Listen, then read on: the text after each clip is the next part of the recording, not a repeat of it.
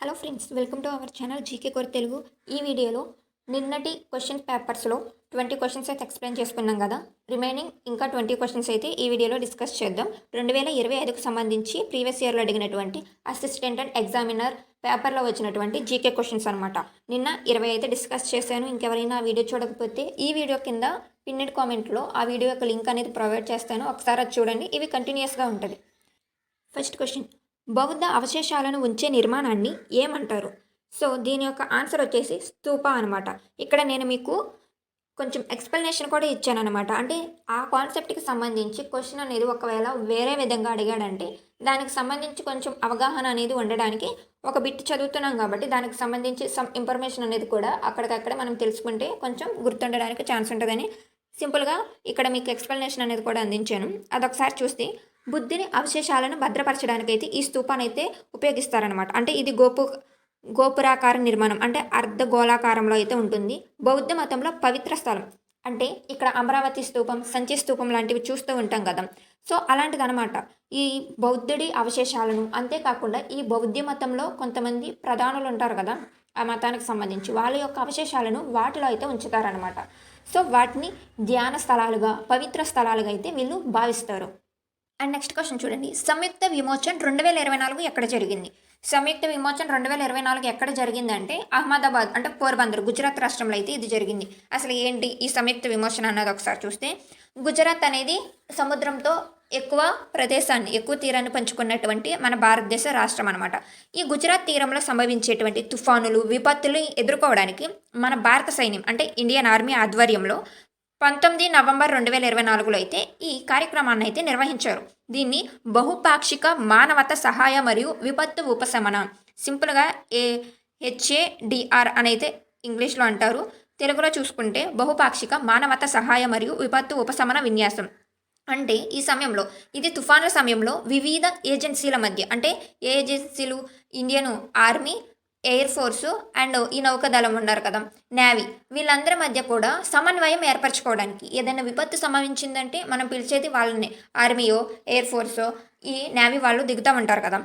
ఈ సమయంలో వాళ్ళ మధ్య సమన్వయం అనేది పెరగడానికి, మెరుగుపరుచుకోవడానికి, సహాయ చర్యలను వేగవంతం చేయడం కోసం, విపత్తు సంసిద్ధతను ప్రదర్శించడం కోసం అయితే దీన్ని నిర్వహించారు. దీంట్లో మన భారతదేశమే కాదు, ముఖ్యంగా 9 ఇతర దేశాలు, 9 మిత్ర దేశాలు అనేవి, మన భారతదేశానికి 9 మిత్ర దేశాలు అనేవి కూడా వాళ్ళ యొక్క ప్రతినిధులు అయితే హాజరయ్యారు దీంట్లో. సో బహుళ దేశాల భాగస్వామ్యం కూడా దీంట్లో అయితే ఉంది. దీనికి మన భారతదేశం తరపున నాయకత్వం వహించింది ఎవరు అనంటే ఉపేంద్ర ద్వివేది నాయకత్వంలో ఇదైతే కొనసాగిందనమాట. చూడండి, ఏపీటీడీసీ 2025లో MOU ఎవరితో చేసింది అంటే ఏపీటీడీసీ అంటే Andhra Pradesh tourist development corporation, Andhra Pradesh tourism development corporation అనమాట. సో దీంట్లో అవగాహన ఒప్పందాన్ని ఎవరితో చేసింది? సో దీని ఆన్సర్ వచ్చేసి మాస్టర్ కార్డ్. ఈ మాస్టర్ కార్డ్తో అయితే మన ఆంధ్రప్రదేశ్ 2024లో దావోస్లో జరిగినటువంటి ఆర్థిక వ్యవస్థ కార్యక్రమంలో చంద్రబాబు నాయుడు గారు అక్కడ ఉన్నటువంటి మాస్టర్ కార్డ్ అనే అధికారులతో ఈ ఒప్పందాన్ని అయితే కుదుర్చుకున్నారు. అధికారికంగా 2025 జూన్లో నుండి అయితే ఇది ప్రారంభమైతే అయ్యింది. సో ఏంటి దీని ముఖ్య ఉద్దేశం అంటే ఏంటంటే, ప్రపంచంలో, భారతదేశంలోనే కాదు ప్రపంచంలో మన ఆంధ్రప్రదేశ్ని ఈ టూరిజం ప్లేస్లో అగ్రశ్రేణిగా ఉంచాలి అన్న ఉద్దేశంతో. అంటే ఇక్కడ ఉన్నటువంటి దేవాలయాలు, వన్యప్రాణి జీవులు, అడవులను, ఇంకా ఏమైనా భౌగోళిక వైవిధ్యమైనటువంటి ప్రదేశాలను అందంగా ఆకర్షించి టూరిస్టులను, వేరే దేశంలో ఉన్నటువంటి విదేశాల్లో ఉన్న ప్రజలను ఆకర్షించే విధంగా దీన్ని తయారు చేయాలి. అంతేకాకుండా డిజిటల్ టూరిజం, చెల్లింపుల సౌకర్యం, అంటే మాస్టర్ కార్డ్తో భాగస్వామ్యం ఎందుకు కలుపుకుంది అని అంటే ఎక్కువగా డిజిటల్ టూరిజం, చెల్లింపుల సౌకర్యం కోసం ఖాటియావార్ తీర ప్రాంతం ఏ రాష్ట్రంలో ఉంది? సో దీని ఆన్సర్ వచ్చేసి గుజరాత్ అనమాట. అరేబియా సముద్రంతో సుమారు 61,000 కిలోమీటర్ల విస్తరించి అయితే సముద్రం వైపు విస్తరించి ఉంది. సుమారు 61,000 కిలోమీటర్ల వరకు అయితే ఇది ఒక ద్వీపకల్పం అనమాట. కాటియార్ అనేది ద్వీపకల్పం, పశ్చిమ భారతదేశంలో ఉంది. ఇది పశ్చిమ వైపే కదా అన్నది. ఫస్ట్ ద్వీపకల్పం అంటే తెలుసు కదా, ఒక 3 వైపులా భూమి ఉండి ఒకవైపు మాత్రమే నీరు విస్తరించి ఉంటే దాన్ని ద్వీపకల్పం అంటారు. 4 వైపులా నీరు ఉండి మధ్యలో భూమి ఉంటే దాన్ని ద్వీపం అంటారు. మన భారతదేశం కూడా ద్వీపకల్ప పీఠభూమి. సో అది గుర్తుపెట్టుకోండి. ఇది గుజరాత్ రాష్ట్రానికి అయితే చెందిందనమాట. Next question, Aishwarya and Rageshwari oil fields ఎక్కడ ఉన్నాయి? Aishwarya and Rageshwari oil fields ఎక్కడ ఉన్నాయంటే రాజస్థాన్లోనే ఉన్నాయన్నమాట. సో ఈ రాజస్థాన్లోని బార్మెర్ బేసిన్లో అయితే ఇవి ఉన్నాయి. ఇక్కడ నుండి ముఖ్యమైన ఆయిల్ ఉత్పత్తి కేంద్రంగా అయితే మారింది మన భారతదేశానికి ఆన్షోర్ ఆయిల్ ఫీల్డ్స్ అనమాట. అంటే 2013 నుండి అయితే ఇక్కడ నుండి ఆయిల్ని తీసుకోవడం అనేది అయితే ప్రారంభించారు. చూడండి, హిందుస్థాన్ రిపబ్లికన్ అసోసియేషన్ ఎప్పుడు స్థాపించబడింది? హెచ్ఆర్ఏ అని సింపుల్గా కూడా అంటారనమాట. హెచ్ఆర్ఏ అని కూడా సింపుల్గా ఇచ్చేసి ఎప్పుడు స్థాపించబడిందని కూడా అయితే అడగచ్చు. హిందుస్థాన్ రిపబ్లికన్ అసోసియేషన్ అనేది 1924లో అయితే స్థాపించబడింది అనమాట. అంటే ఏంటంటే ఇది బ్రిటిష్ పాలనకు వ్యతిరేకంగా జరిగినటువంటి పోరాటం. దీన్ని ఎవరు స్థాపించారు అంటే ముఖ్యంగా రామ్ ప్రసాద్ బిస్మాల్, సచీంద్రనాథ్ సన్యాల్, జోగేష్ చంద్ర చటర్జీ. వాళ్ళ పేర్లు కూడా మీకు ఇక్కడ ఇస్తున్నాను వివరణలో చూడండి. ఈ ముగ్గురు కలిసి ఈ హెచ్ఆర్ఏ అనేదాన్ని అంటే హిందుస్థాన్ రిపబ్లిక్ అసోసియేషన్ 1924లో స్థాపించారు. కానీ దీని పేరు మొదటగా ఎలా ఉండేది అంటే యునైటెడ్ స్టేట్స్ ఆఫ్ ఇండియా అని ఉండేది. యునైటెడ్ స్టేట్స్ ఆఫ్ ఇండియా అనైతే ఉండేది. మళ్ళీ 1928లో భగత్ సింగ్ మరియు ఇతర ప్రముఖుల సహాయంతో భగత్ సింగ్ గారు మరియు ఇతర ప్రముఖుల సహాయంతో దీన్ని హిందుస్థాన్ రిపబ్లికన్ అసోసియేషన్గా అయితే మార్చారు. అంతకుముందు యునైటెడ్ స్టేట్స్ ఆఫ్ ఇండియా అనైతే ఉండేది. అది గుర్తుపెట్టుకోండి. వ్యాధులు మరియు చికిత్స గురించి ఏ వేదంలో ఉంది? వ్యాధులు మరియు చికిత్స గురించి ఏ వేదంలో ఉందంటే అథర్వ వేదంలో అయితే వీటి గురించి అయితే పొందుపరిచారు. ఈ అథర్వ వేదాలో వైద్య జ్ఞానం అనేది అయితే పొందుపరిచారనమాట. అంటే ఏదైనా రోగం వచ్చిందంటే దాన్ని ఎలా క్యూర్ చేయాలి అన్నది ఔషధాలు మంత్రాలు అనేవి అయితే ఈ వేదంలో పొందుపరిచారు. ప్రాచీన వైద్య శాస్త్రానికి ఇది ఆధారం అనమాట. హెమీస్ పండుగ ఎన్ని రోజుల పాటు జరుగుతుంది? హెమీస్ అనే పండుగ లడఖ్కి సంబంధించినటువంటి పండుగ అనమాట. దీన్ని 2 రోజులు అయితే జరుపుతారు. గురు పద్మ సంభవనికి అయితే అంకితం అనమాట. గురు పద్మ సంభవనికి సందర్భంగా ఈ పండుగనైతే వాళ్ళు టిబేటన్ క్యాలెండర్ని ఆధారం చేసుకుని 5వ నెల 10వ రోజున ఆ లెక్క ప్రకారం అయితే 2 రోజులు అయితే జరుపుకుంటారు. అంటే ఆ లెక్క ప్రకారం ఇప్పుడు మనం ఫాలో అయ్యే క్యాలెండర్ని చూస్తే జూన్లోనో జూలైలోనో వస్తూ ఉంటే కంటిన్యూస్గా 2 డేస్ అయితే దీన్ని కండక్ట్ చేస్తారు ఈ ఫెస్ట్ని. ఈ ఫెస్ట్లో చామ్ డాన్స్ అనేది చాలా పాపులర్ అనమాట. నెక్స్ట్ క్వశ్చన్ చూడండి, 3వ 5 ఏళ్ల ప్రణాళిక వృద్ధి లక్ష్యం ఎంత? సో థర్డ్ 5 ఇయర్ ప్లాన్స్లో వాళ్ళు పెట్టుకున్నటువంటి లక్ష్యం ఎంత? థర్డ్ 5 ఇయర్ ప్లాన్ అనేది 1961 నుండి 1966 మధ్య వరకు అయితే ఈ 3వ 5 ఏళ్ల ప్రణాళిక అనేది అయితే జరిగిందనమాట. సో వీళ్ళు పెట్టుకున్నటువంటి వృద్ధి లక్ష్యం ఎంత అనంటే గ్రోత్ 5.6% అయితే లక్ష్యం పెట్టుకున్నారు. కాకపోతే ఏంటి అంటే ఆన్సర్ ఇప్పుడు 5.6, కానీ అంత సాధించిందా అంటే సాధించలేదు. కారణం ఏంటంటే 1962లోనేంటో మనకి చైనాకి ఏంటో వార్ అయ్యింది. మళ్ళీ 1965లో అంటే 62లో ఒకసారి వారు చైనాతో, 65లో పాకిస్తాన్తో వారు. సో ఈ 2 అంటే యుద్ధాల కారణంగా కరువు అనేది అయితే సంభవించిందనమాట. తీవ్రమైన కరువుల కారణంగా ఈ ప్రణాళిక లక్ష్యాన్ని అందుకోలేకపోయింది. సో మరి ఎంత 5.6 పెట్టుకున్నారు కదా, మరి ఎంత వృద్ధి వచ్చింది అంటే 2.4 నుండి 2.8 మధ్య మాత్రమే నమోదైంది. 2.4 నుండి 2.8 మధ్య అయితే ఈ వృద్ధి రేట్ అనేది నమోదైందనమాట. చీఫ్ ఎలక్షన్ కమిషనర్ తొలగింపు విధానం ఎవరితో సమానం అంటే సిఈసిని అంటే చీఫ్ ఎలక్షన్ కమిషన్ తొలగించాలి అంటే సేమ్ ఏ విధానంతో ఏ అధికారిని తొలగించే విధానాన్ని ఫాలో అవుతుంది అన్నది అయితే క్వశ్చన్. సో దీని ఆన్సర్ ఏంటంటే సుప్రీంకోర్టు జడ్జిని ఎలా అయితే తొలగిస్తారో ఈ చీఫ్ ఎలక్షన్ కమిషనర్ని కూడా ఆ విధమైనటువంటి ప్రక్రియ అనేది కొనసాగించి తొలగిస్తారనమాట. ఇప్పుడు మనం తెలుసుకోవాల్సిందంటే సుప్రీంకోర్టు జడ్జిని ఎలా తొలగిస్తారంటే, సో తొలగించడం అంటే వాళ్ళ వయసు అయిపోయి రిటైర్డ్ అవ్వడం అది వేరు. ఏదన్నా తప్పు చేసినా కానీ అసమర్థతగా ప్రవర్తించినా కానీ వాళ్ళని పదవి నుండి తొలగించే అధికారం అయితే ఉంది. సో దాన్ని ఎలా తొలగిస్తారంటే లోక్సభ, రాజ్యసభ ఈ 2 సభలు అయితే మనకు ఉన్నాయి కదా, వీటిలో అయితే పోలింగ్ అంటే మెజారిటీ అయితే పెడతారు, ఉంచాలా ఈయన్ని తీసివేయాలా అన్నది. సో ఆ మెజారిటీని బేస్ చేసుకుని తర్వాత రాష్ట్రపతి జారీ చేసినటువంటి ఉత్తర్వుల ద్వారా ఆ సుప్రీంకోర్టు యొక్క జడ్జిని ఉంచడమో తీసేయడం అయితే జరుగుతుంది. సేమ్ ఇదే ప్రాసెస్ని కూడా ఈ సిఈసికి కూడా ఫాలో అవుతాకైతే ఉంటుందన్నమాట చీఫ్ ఎలక్షన్ కమిషనర్కి. సో అందుకనే పార్లమెంట్కి ప్రత్యేక ప్రక్రియ అనేది అవసరం ఉంటుంది. సుప్రీంకోర్టు జడ్జిని రిమూవ్ చేసిన విధానం కూడా అదే విధానం అయితే ఈ చీఫ్ ఎలక్షన్ కమిషనర్ కూడా ఫాలో అవుతుంది. విజ్ఞాన చంద్రిక మండలి స్థాపకుడు ఎవరు? ఆన్సర్ కోమరాజు వెంకట లక్ష్మణరావు గారు. ఈయన ముఖ్యమైన వ్యక్తి. ఈయన వెనక ఇంకా కొంతమంది ప్రముఖులు కూడా అయితే ఉన్నారనమాట. ముఖ్యంగా కోమరాజు వెంకట లక్ష్మణరావు ఈయన అయితే విజ్ఞాన చంద్రిక మండలిని స్థాపించిన వాళ్ళు ప్రముఖులు అనమాట. సో దీన్ని 1906లో స్థాపించడం అయితే జరిగింది. దీని యొక్క ముఖ్య ఉద్దేశం ఏంటంటే తెలుగులో విజ్ఞాన శాస్త్రం మరియు చరిత్ర పరిశోధనలను అధ్యయనం చేయడానికైతే ప్రోత్సహించడానికైతే దీన్ని స్థాపించడం అయితే జరిగిందనమాట.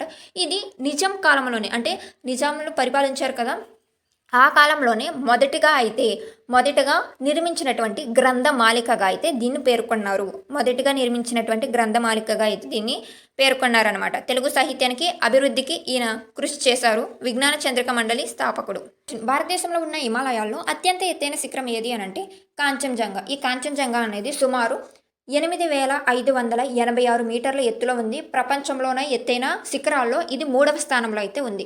ఇటు మన భారతదేశంలోని సిక్కిం మరియు నేపాల్ రాష్ట్రాల మధ్య సరిహద్దుల్లో అయితే ఈ పర్వతం అనేది అయితే ఉందన్నమాట. హిమాలయాల్లో ప్రముఖ శిఖరం ఎవరెస్ట్ అనేది నేపాల్లో ఉంది. సో ఇది ఏంటంటే మన సిక్కిం రాష్ట్రం మరియు నేపాల్ సరిహద్దులో ఉంది. ఇది మన భారతదేశానికి చెందినటువంటిది అత్యంత ఎత్తైన శిఖరం అనమాట. భారత్లో మొదటి నెట్ జీరో కార్బన్ ఎయిర్పోర్ట్ ఏది? సో దీని ఆన్సర్ ఢిల్లీలో ఉన్నటువంటి ఇందిరాగాంధీ ఇంటర్నేషనల్ ఎయిర్పోర్ట్ అనమాట. సో ఇది నెట్ జీరో కార్బన్ సర్టిఫికేట్ని అయితే పొందింది. పర్యావరణ సంరక్షణలో ముఖ్యమైన అడుగుగా, సో అంటే సస్టైనబుల్ ఎయిర్పోర్ట్గా అయితే ఇది గుర్తింపు పొందిందనమాట. ఆదాయపు పన్ను ఏ చట్టం ద్వారా నియంత్రించబడుతుంది? ఆదాయపు పన్ను ఏ చట్టం ద్వారా నియంత్రించబడుతుందంటే income tax act 1961. Income tax act 1961 ఈ చట్టం కింద అయితే పన్నులను నియంత్రిస్తుంది. వ్యక్తిగత మరియు కంపెనీలకు కూడా ఈ యాక్ట్ అనేది వర్తిస్తుంది అనమాట. భారతదేశంలో ప్రధాన పన్ను చట్టం ఇది 1962 ఏప్రిల్ 1 నుండి అయితే అమలయ్యిందనమాట. సో మనకి ఎప్పుడు ఏప్రిల్ 1 నుండే కదా బడ్జెట్ అనేది ప్లాన్ చేసినటువంటి బడ్జెట్ ఇయర్ అనేది స్టార్ట్ అవుద్ది. సో ఈ ఇయర్లో ఈ చట్టం అనేది వచ్చింది. కానీ 1962 ఏప్రిల్ 1 నుండి అయితే దీన్ని అమలు చేయడం అనేది అయితే జరిగింది. ఎప్పుడు అమలు చేశారన్నది వస్తే ఈ డేట్ గుర్తుపెట్టుకోండి. చట్టం ఏంటంటే ఇన్కమ్ ట్యాక్స్ యాక్ట్ 1961 అనేది అయితే గుర్తుపెట్టుకోండి. నెక్స్ట్ క్వశ్చన్ చూడండి. ఏపీ సెబ్ను, ఏపీ జెన్కో అండ్ ఏపీ ట్రాన్స్కోగా ఎప్పుడు విభజించారు? సో వీటికి అబ్రివేషన్స్ అనేవి ఉన్నాయి. సింపుల్గా ఏపీ సెబ్కో, AP Genco and AP Transco అయితే పిలుస్తారనమాట. సో వీటిని ఎప్పుడు విభజించారు అన్నది క్వశ్చన్ చూస్తే దీన్ని 1999లో అయితే విభజించారనమాట. అసలు ఏంటి దీని గురించి ఒకసారి అయితే క్లియర్గా చూద్దాం. అసలు ఈ ఏపీ సెబ్ అంటే ఏంటంటే ఆంధ్రప్రదేశ్ స్టేట్ ఎలక్ట్రిసిటీ బోర్డుని దీన్ని 1999లో విభజించారు. ఇది ఒక ఎలక్ట్రిసిటీ రీఫార్మ్ అనమాట. ఇది 1998లో అయితే ఈ రీఫార్మ్ అనేది అయితే చేయడం జరిగింది. ఇక్కడ చూడండి, మీకు కనిపిస్తుంది. విద్యుత్ రంగంలో సంస్కరణల కోసం ఆంధ్రప్రదేశ్ ప్రభుత్వం 1998లో ఆంధ్రప్రదేశ్ విద్యుత్ సంస్కరణల చట్టాన్ని, ఏపీ ఎలక్ట్రిసిటీ రీఫార్మ్ యాక్ట్ని తీసుకువచ్చింది. సో దీని యొక్క విభజన చూస్తే ఈ చట్టం ప్రకారం 1999 ఫిబ్రవరి 1 నుండి అమల్లోకి వచ్చేగల ఏపీ సెబ్ని అయితే 2 వేర్వేరు సంస్థలుగా విడదీశారు.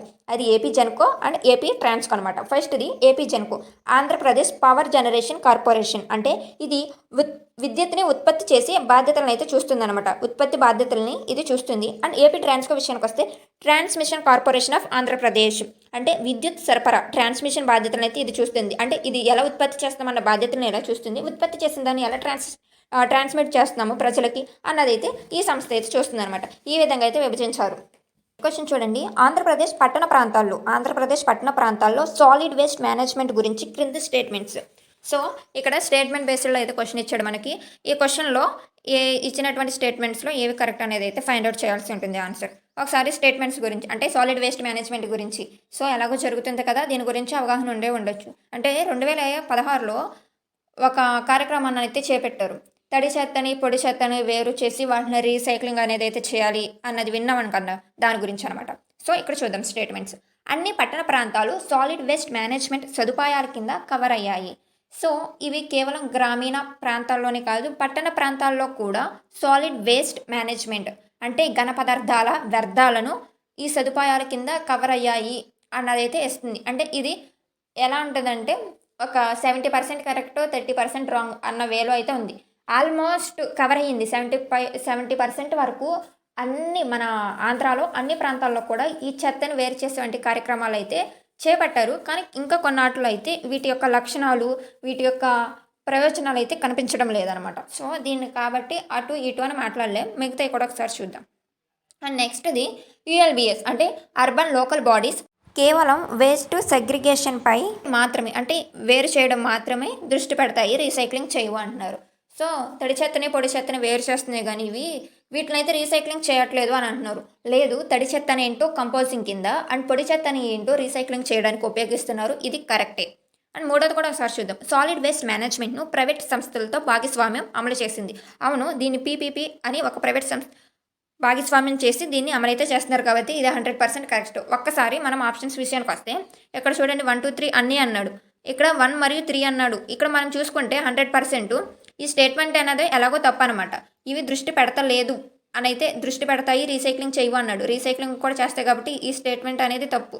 సో ఇదైతే 100% కరెక్టే. ఇది సగం కరెక్ట్, సగం రాంగు. ఇప్పుడు ఆప్షన్లో మనకు ఓన్లీ 3 అని మాత్రం ఇవ్వలేదు కాబట్టి 1 3 అన్నది అయితే వెళ్ళాల్సి అయితే ఉంటుంది. ఒకవేళ ఓన్లీ 3 మాత్రమే అంటే కళ్ళు మూసుకొని 3 అని పెట్టేసేవాళ్ళం. బట్ ఇక్కడ 1 మరియు 3 మాత్రమే అన్నాడు కాబట్టి ఈ 2 ఆప్షన్ అయితే కన్సిడర్ చేయండి. నెక్స్ట్ క్వశ్చన్ చూడండి. అగ్నిబాన్ సార్టెడ్ గురించి సరైనవి ఏవి? సో స్టేట్మెంట్స్ ఇచ్చాడు, వీటిలో ఏది కరెక్ట్ అన్నది చూడాలి. ఫస్ట్ది, ఇది భారతదేశంలో మొదటి సెమీ క్రయోజెనిక్ రాకెట్ టెస్ట్. అవును, ఇది మొదటి సెమోక్రోనిక్ 3D semi cryogenic rocket test అనమాట. అండ్ సెకండ్ది, ఇది అగ్నికుల్ కాస్మస్ సంస్థ దీన్ని అభివృద్ధి చేసింది. చెన్నైలో ఉన్నటువంటి అగ్నికుల్ కాస్మస్ అనే సంస్థ దీన్ని అభివృద్ధి చేసింది. సో ఇక్కడ వీడు ఇచ్చినటువంటి 2 స్టేట్మెంట్లు కూడా కరెక్టేనమాట. Answer option D. Bharatiya Vayuyan Vidheyak 2024 ఏ చట్టాన్ని మార్చింది? భారతీయ వాయుయాన్ విధేయక్ 2024 ఏ చట్టాన్ని మార్చింది అని అంటే, సో దీని ఆన్సర్ వచ్చేసి ఎయిర్ క్రాఫ్ట్ యాక్ట్ 1937 1934లో ఉన్నటువంటి ఈ విమానానికి సంబంధించినటువంటి ఈ చట్టాన్ని 2024లో విమానాశ్రయక మంత్రి అయినటువంటి కె రామ్మోహన్ నాయుడు గారు పార్లమెంటులో దీని గురించి ప్రస్తావన తీసుకొచ్చారు. సో ఇక్కడటువంటి మార్పుల్ని రాష్ట్రపతి అయితే ఆమోదించారనమాట. సో తర్వాత ఈ చట్టాన్ని అయితే వెలుగులోకి తీసుకొచ్చి ఈ 1934 అనే ఈ ఎయిర్ క్రాఫ్ట్ యాక్ట్ చట్టంలో దీన్ని రీప్లేస్ చేశారు. భారతీయ వాయుయాన్ విధేయక్ అనేటువంటి చట్టాన్ని ఈ ప్లేస్లో రీప్లేస్ అయితే చేయడం జరిగింది. విమానయాన రంగాన్ని ఆధునీకరించడానికి కొత్త నియమాలు ప్రవేశపెట్టడం దీని యొక్క ప్రధాన లక్ష్యం అనమాట. ఒడిసీ నృత్యాన్ని పునరుద్ధరించిన వ్యక్తి ఎవరు? సో ఆన్సర్ కేల్ చరణ్ మొహపాత్ర అనేటువంటి ప్రముఖ నృత్యకారుడు ప్రపంచవ్యాప్తంగా అయితే ఈ ఒడిసీ నృత్యాన్ని ప్రచారం చేసి పునరుద్ధరించారు 20వ శతాబ్దంలో. క్వశ్చన్, ఎలక్షన్ కమిషన్లో మొదటిసారి అదనపు కమిషనర్లను ఎప్పుడు నియమించారు ఎక్స్ట్రా కమిషనర్స్ని? సో ఆన్సర్ చూస్తే 16 అక్టోబర్ 1989లో అయితే 2 కమిషనర్లను అయితే నియమించడం అయితే జరిగింది. మరి అతి కొద్ది కాలానికి మళ్ళీ 1990లోనే ఒకరిని తొలగించి ఏకసభ్యంగా అయితే కొనసాగించారు. అంటే స్టార్టింగ్ దీన్ని నియమించినప్పుడు 1950 నుండి ఒకరు మాత్రమే ఉండేవాళ్ళు అనమాట సభ్యంగా. సో అధికారిగా ఒకరు ఉండేవాళ్ళు కమిషనర్గా. ఈ 1989లో అక్టోబర్ 16 అయితే 2 నియమించారు ఫస్ట్ టైం. మళ్ళీ 1990లో తిరిగి తీశారు. మళ్ళీ ఏంటంటే 1993లో ఇది స్థిర వ్యవస్థగా అయితే మారింది. ఈ ఎలక్షన్ కమిషన్ అనేది 1993లో స్థిర వ్యవస్థగా మారింది. ఎలక్షన్ కమిషన్ని బలోపేతం చేయడానికి ఈ నిర్ణయం అయితే తీసుకోవడం అయితే జరిగిందనమాట. సో ఇక్కడికి ఈ 20 క్వశ్చన్స్తో నిన్నటి వీడియోలో 20 క్వశ్చన్లు, ఈ వీడియో 20 క్వశ్చన్లో లాస్ట్ ఇయర్ జరిగినటువంటి ఎగ్జామ్ పేపర్లో అడిగినటువంటి జీకే క్వశ్చన్స్ అనేవి అయితే కంప్లీట్ అయినాయి. అండ్ నెక్స్ట్ వీడియోలో నుండి సిలబస్ ప్రకారంగా అండ్ సిలబస్ అనేది లాస్ట్ ఇయర్కి కంపేర్ చేస్తే మారింది. కొంచెం పేపర్ అనేది అయితే చూసుకుని సిలబస్ ప్రకారం ఫాలో అవ్వడానికి అయితే ట్రై చేయండి. అండ్ సిలబస్ ప్రకారంగా ఈ జీకేకి సంబంధించి పర్టికులర్గా ఆల్ టాపిక్స్ అనేది కవర్ అయ్యేలా వీడియో చేసి ఈ ఛానల్ ద్వారా అందిస్తాము. సో వీడియో చూసిన ప్రతి ఒక్కరు ఒక చిన్న లైక్ చేసి కొత్తగా ఎవరైనా చూస్తున్నట్లయితే ఛానల్ని అయితే సబ్స్క్రైబ్ అయితే చేసుకోండి.